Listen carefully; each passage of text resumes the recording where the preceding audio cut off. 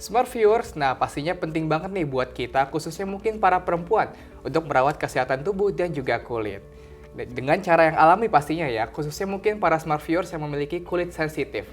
Nah untuk itu, program studi bioteknologi BINUS University baru aja nih mengembangkan sebuah produk body care yang menggunakan bahan-bahan alami. Nah di segmen Talk with Binusian kali ini kita sudah kedatangan Head of Biotechnology Department BINUS University, yaitu Dr. Dwiantari Widyaningrum, atau yang akrab disapa dengan Kak Tari. Selamat sore Kak Tari. Halo, selamat sore Kak Gimana Yuda. kabarnya nih Kak?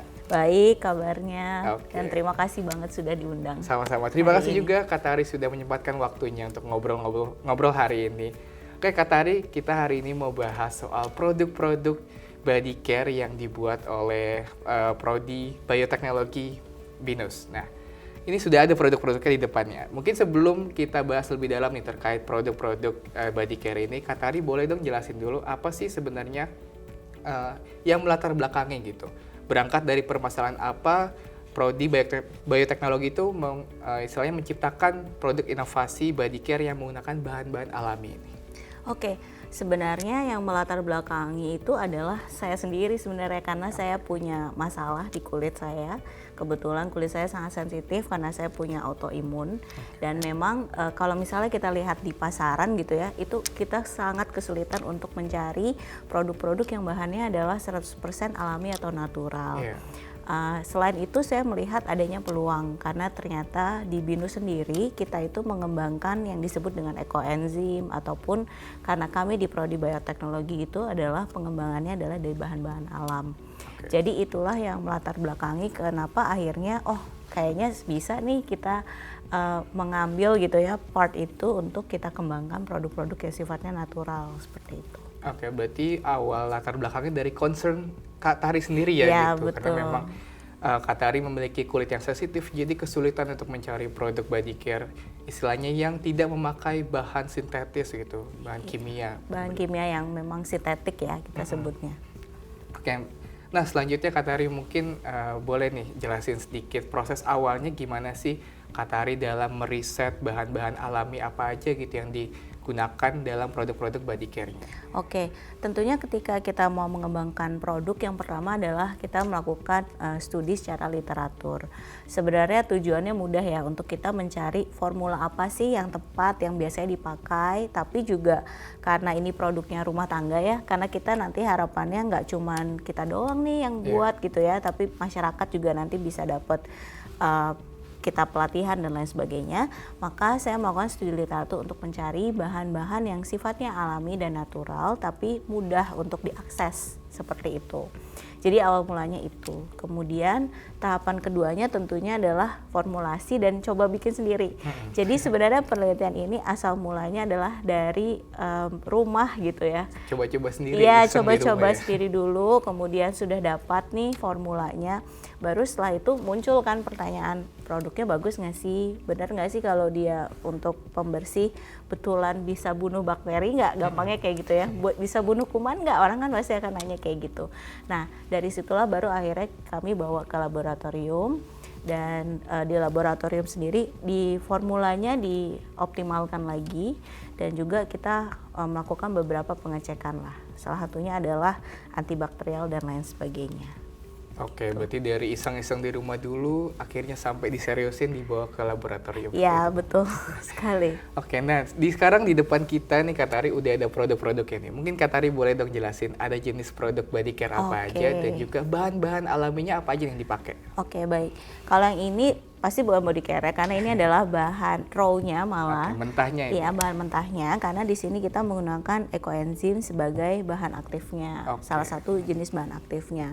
Dan ekoenzim ini pun sebenarnya saya dapatkan dari hasil karya BINUSian, yaitu kita berkolaborasi dengan tim building management yang ada di BINUS Alam Sutra ini. Nah, lalu produknya di sini ada beberapa contoh. Yang pertama, ini sebenarnya sabun cuci tangan, ya, jadi sabun cair. Kalau yang ini adalah natural liquid detergent. Jadi detergent. Ya, jadi dia deterjen liquid, jadi bisa untuk cuci piring, bisa untuk cuci baju seperti itu. Dan ini adalah sabun batang. Lalu tadi saya juga ada yang kita lagi kembangkan hari sekarang ini adalah multi purpose spray. Jadi Oke. untuk pembersih, multipurpose. All in seperti one itu. begitu ya. Yes, betul sekali. Nah, bahan natural yang kita coba pakai adalah, jadi kalau misalnya saya kasih contoh, kita mau bikin liquid deterjen gitu ya. Biasanya pasti kayak ada bahan kayak SLS dan lain sebagainya. Iya, bahan kimianya. Betul. Nah, tapi kalau di sini kita menggunakan surfaktan yang sumbernya adalah dari tumbuhan. Jadi dia adalah plant based surfaktan. Salah satunya mungkin methyl ester sulfat seperti itu.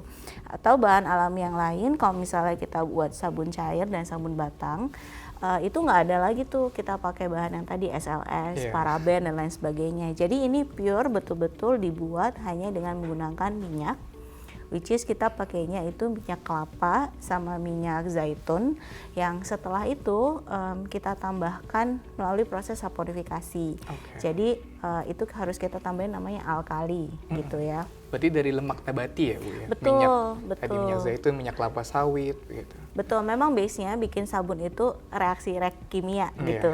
Yang dimana kita nyampurin minyak sama alkali yang sifatnya basah, akhirnya dia jadi sabun. Iya. Nah, ilmu sederhana itu sebenarnya yang kita pure pakai. Jadi di sabun cuci tangan ini dan di sabun batang ini betul-betul isinya hanya minyak nabati tadi yang kita tambahkan dengan alkali dan juga bahan aktif. Nah, bahan aktifnya ini sebenarnya yang bisa macam-macam dan bisa kita modifikasi gitu. Kayak contohnya hari ini yang saya bawa dari ekoenzim. Tapi saya juga pernah bikin yang dari daun kelor, spirulina dan lain sebagainya. Oke, Gitu. berarti macam-macam ya bahan-bahan alami Betul. tadi. Dan semuanya pure dari tanaman dan juga minyak nabati, tidak ada sama sekali bahan-bahan kimianya. Iya betul, karena kalau surfaktan itu sebenarnya dia juga bisa base-nya dari minyak bumi. Nah kita nggak milih yang pakai dari minyak bumi, tapi kita pilih yang dari minyak tanaman gitu. Oke, Katarina, tadi kan Katari sempat mention ya kalau metodenya menggunakan saponifikasi. Betul. Dan produk-produk body care-nya ini metodenya cold process. Ya? Cold process saponifikasi. Saponifikasi, ya. Boleh Katari jelasin dikit dong? Oke, mungkin ini lebih relate kalau untuk bikin yang produk yang ini ya, Kak Yuda. Jadi kalau kita biasa bikin sabun itu ada sabun batang terutama, itu ada 3 metode. Yang pertama yang kita sebut dengan nama cold process, yang kedua heat process, jadi dia pakai panas yang tinggi, dan yang ketiga adalah melt and pour. Melt and pour itu yang paling gampang, ibaratnya kayak bikin coklat dicairin gitu ya. Kalau ini base sabun dicairin ditambahin bahan aktif. Nah, kalau cold process itu keunggulannya apa? Yang pertama adalah kita nggak menggunakan suhu tinggi. Jadi kalau nggak menggunakan suhu tinggi, ketika kita tambahin sama bahan aktifnya, berarti bahan aktifnya nggak akan rusak. Iya. Nah, jadi kita masih bisa dapetin tuh kayak nutrisinya atau misalnya antioksidannya itu masih kondisinya bagus. Gimana caranya? Kalau di cold process itu ya tadi yang aku jelasin, minyaknya kita tambahin sama alkali tapi suhunya di suhu rendah. Kemudian kita akan mixing sampai dia masuk ke proses stressing namanya. Oke. Paling kelihatan adalah biasanya minyak bening kan ya, Iya. kuning bening gitu ya. Nanti kalau dia tracing dia warnanya jadi pekat, berubah. Jadi kayak warna sabun yang kayak kesusu-susuan Iya, gitu putih lah. susu Putih gitu. susu, betul. Nah, ketika kondisi sudah tracing, baru nanti kita cetak.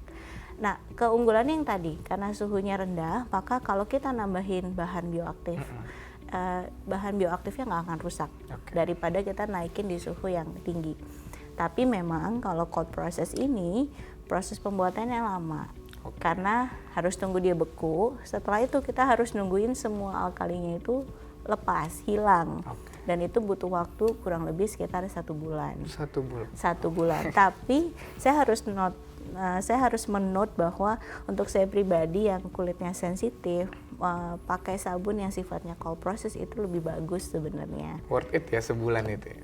Worth it sih, karena sebenarnya sekali bikin tuh kita bisa banyak, Kak. Oke. Oh, enggak satu cetakan doang Enggak, gitu? kita bisa bikin berliter-liter. Nanti abis itu tinggal kita tunggu dia beku, kita potong baru kita tunggu. Jadi sebenarnya dalam 1 bulan itu ya kalau udah ngelewatin, udah habis waktunya ya hasilnya tetap banyak Iya. gitu. Oke, nah mungkin tadi agak ini ya, kompleks gitu ya prosesnya. Kompleks. Gitu. Nah tantangannya pasti ada nih, Katari kan. Apa aja sih tantangan yang dihadapi mungkin dari proses awalnya, formulasi, begitu mencari bahan, dan juga selama produksi produk-produk body care-nya ini? Oke, awalnya saya pikir bikin ini mudah ya, tapi ternyata trial and error-nya lumayan. Oke. Saya karena kayak sabun batang kalau kita salah bikinnya nanti dia tuh kering, jadi keringnya tuh nggak bagus gitu, terus nggak melembabkan malah. Atau misalnya kita nggak tahu nih, oh dia setelah proses saponifikasi dia jadi tuh ada namanya curing proses, kita nggak ngerti curing prosesnya udah selesai, kita pakai aja ternyata malah gatel. Jadi memang banyak sekali kendalanya dari proses formulasi dan juga dari proses pembuatan yang memang butuh optimalisasi, terutama kalau memang nggak terbiasa nih untuk buat-buat body care kayak gini gitu. Oke, nah selanjutnya Kak Tarina, tadi kan semuanya bahan-bahannya alami. Dari Kak Tari sendiri ataupun dari jurusan bioteknologi, gimana sih caranya Kak Tari dan juga teman-teman bisa memastikan kalau produk-produk body care-nya ini istilahnya aman gitu, dan juga menyehatkan khususnya bagi para penggunanya yang memiliki kulit sensitif? Oke, memang karena yang kami buat sampai saat ini adalah masih di level prototype ya, teman-teman ya. Berarti belum dipasarkan? Belum dipasarkan. Tapi kami selalu berusaha membuat produk itu sesuai dengan SNI. Jadi kayak misalnya ada beberapa produk body care itu pasti dia sudah ada standar nasionalnya gitu. Nah itu yang jadi patokan kita. Kayak misalnya contohnya pH-nya harus berapa, kemudian nanti ketika dia digunakan dia feels-nya harus seperti apa, dan lain sebagainya. Jadi memang itu yang kami gunakan. Dan untuk penguji efektivitasnya, apakah betul kalau ya namanya kita pakai sabun gitu ya, berharapnya kan kumannya mati gitu ya.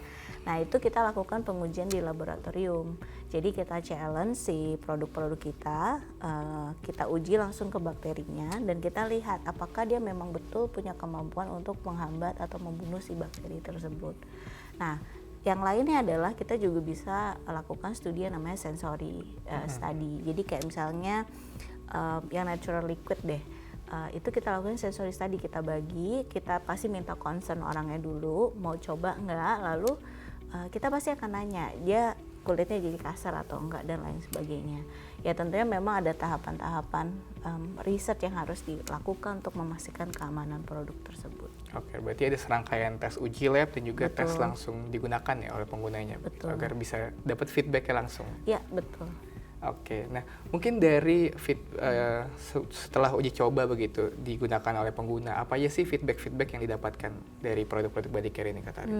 Memang kalau misalnya di notice ya, produk yang sifatnya natural ini, kalau orang Indonesia tuh image-nya busanya banyak, lebih bersih gitu. Ya benar ya. Padahal itu pakai SLS ya. Iya, busanya banyak lebih bersih. Nah sebenarnya nggak juga gitu Pak. Tapi memang feedback yang paling besar adalah dari segi tekstur dan busa ya. Karena pasti produk-produk natural ini busanya lebih sedikit, gitu. Cuman kita dapat feedback yang baik sekali karena mereka bilang bahwa ini bersih. Jadi memang setelah dibilas dan lain sebagainya bersih. Kemudian untuk cuci tangan juga terasanya lembut dan lain sebagainya. Jadi itu sih yang feedback yang bagus yang dari kita, tapi memang busa ini susah sih menurut saya. Persepsinya masih busa banyak berarti bersih. Betul. Oke, berarti feedbacknya kebanyakan memang positif ya gitu ya. Positif. Walaupun memang busa yang dihasilkan dari produk-produk body care yang menggunakan 100% bahan alam ini lebih sedikit ya, tapi bukan berarti nggak bersih ya gitu. Bersih, saya yakin bersih karena kan udah diuji di lab juga. Oke, Kak Tari terakhir nih mungkin boleh dong kasih pesan ke smart viewers nih, kedepannya gimana nih rencananya dari prodi bioteknologi ini, untuk apakah mau dipasarkan, dikomersialisasikan produk ini, dan juga harapannya gitu terhadap kontribusi keterlibatan mahasiswa dan juga mungkin ada lintas kerjasama antar jurusan. Memang sejauh ini riset ini dikerjakan bareng oleh banyak pihak ya. Ekoenzimnya sendiri, kalau kita pakai contoh ekoenzim, kita dapetinnya dari tim BM. Lalu sebenarnya yang ngerjain ini di laboratorium dan menguji itu juga mahasiswa-mahasiswa dari bioteknologi. Nggak cuma itu, karena ternyata movement yang kayak ekoenzim kemudian bikin produk derivatifnya itu dilakukan oleh misalnya di BINUS Bandung gitu ya. Jadi memang kami berkolaborasi. Nah, rencana yang terdekat adalah kami berharap penelitian ini bisa dirasakan oleh masyarakat. Contoh paling mudahnya adalah dari workshop-workshop yang mungkin kita bisa lakukan bersama untuk masyarakat. Tentunya kalau misalnya nanti ada kesempatan untuk komersialisasi, kita juga lebih senang. Tapi ya yang terdekat adalah tadi ya, mungkin lewat workshop. Yang kedua sebenarnya harapannya produk ini malah bisa jadi salah satu promote untuk circular waste. Karena waste-nya dari BINUS, kita bikin produk juga, itu bisa disirkulasi lagi, dipakai oleh BINUSian, seperti itu. Dan nantinya mungkin ya ke depannya kalau ada kesempatan komersialisasi, harapannya seperti itu. Oke, nah itu dia Smart Viewers, kurang lebih penjelasan dari Katari nih terkait produk-produk body care yang diciptakan oleh Prodi Bioteknologi BINUS University. Dan semoga bisa cepat-cepat dipasarkan nih ya. Amin. Semoga kita juga bisa pakai nih. Nah Smart Viewers, jangan kemana-mana dulu karena sesaat lagi kita masih akan kembali hadir dengan berita menarik lainnya. Jadi stay tune di Jurnal BINUSian.